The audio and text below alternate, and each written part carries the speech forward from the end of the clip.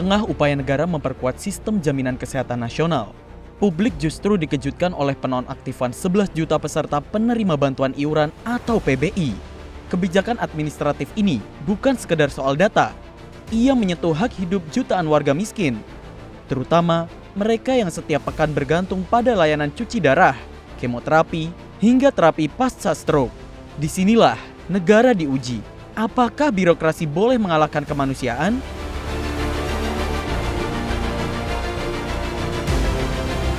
Komisi 9 DPR RI mendesak Menteri Kesehatan segera menindaklanjuti pengaktifan kembali 11 juta peserta PBI yang dinonaktifkan.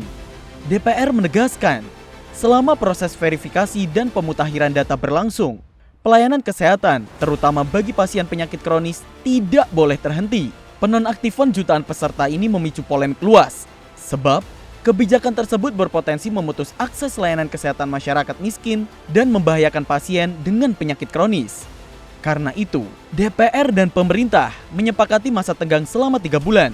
Dalam periode ini, kepesertaan tetap dijalankan, sembari proses verifikasi dan pembaruan data kesejahteraan dilakukan.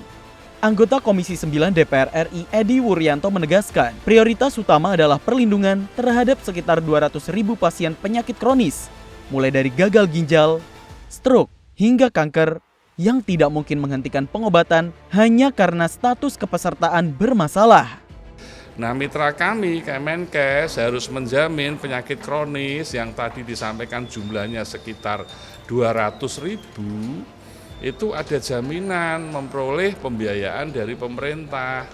Kan tidak mungkin orang gagal ginjal, orang stroke, orang kemoterapi, dan lain-lain ini dibiarkan meninggal kalau nggak memperoleh pelayanan. Ini tugas Kemenkes, tugas BPJS yang harus ini kami kawal. Dia punya tugas menyampaikan kepada publik.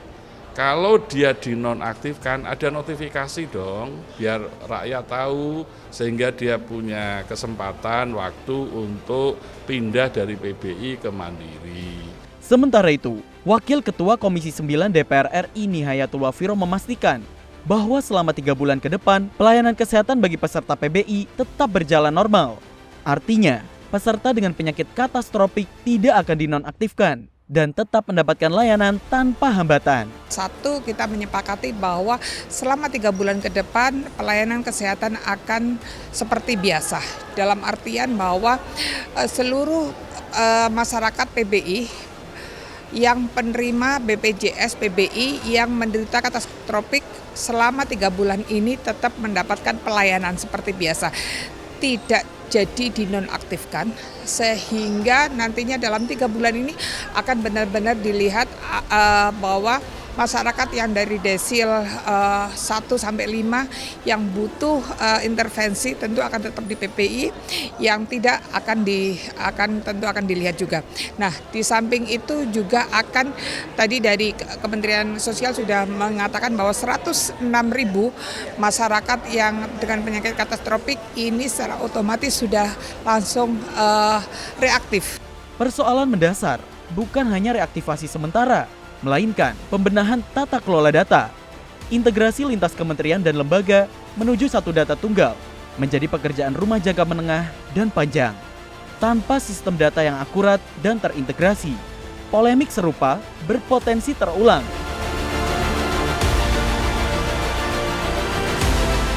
Negara tidak boleh kalah oleh persoalan administratif. Jaminan kesehatan adalah hak konstitusional warga negara, bukan sekedar angka dalam sistem. 3 bulan masa tenggang harus dimanfaatkan untuk memastikan bahwa yang benar-benar miskin tetap terlindungi dan yang sakit tidak menjadi korban kesalahan data. Karena pada akhirnya, ukuran keberhasilan jaminan kesehatan nasional bukan hanya pada neraca keuangan, melainkan pada satu hal mendasar. Apakah rakyat kecil tetap bisa berobat tanpa rasa takut?